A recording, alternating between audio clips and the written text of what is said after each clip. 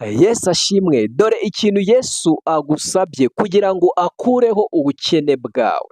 Ntabwo nkubeshya avuganye nawe, kora iki kintu arashaka gukuraho iyo karande.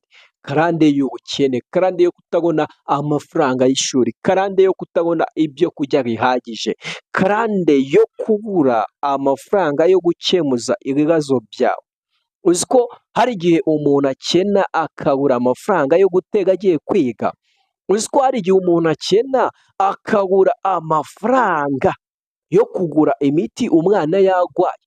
Rero umva icyo Yesu agusaba kugira ngo akureho ubukene bwawe. Soma igitabo cy'Imigani ibice 28 ku murongo wa 6 harimo ijambo rivuga ngo umukene ugenda ari inyangamugayo aruta icyigenge naho cyaba ari igikire.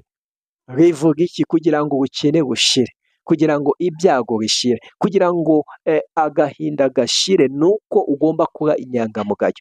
Rero ndagushimiye kuba warakoze subscribe. Ni iby'agaciro, nimba utarayikora yikore kugira ngo Imana ihindure amateka y'ubuzima bwawe.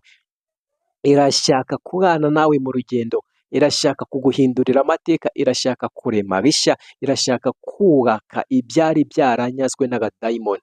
Rero murakoze, ikiganiro cyacu nakagaruka.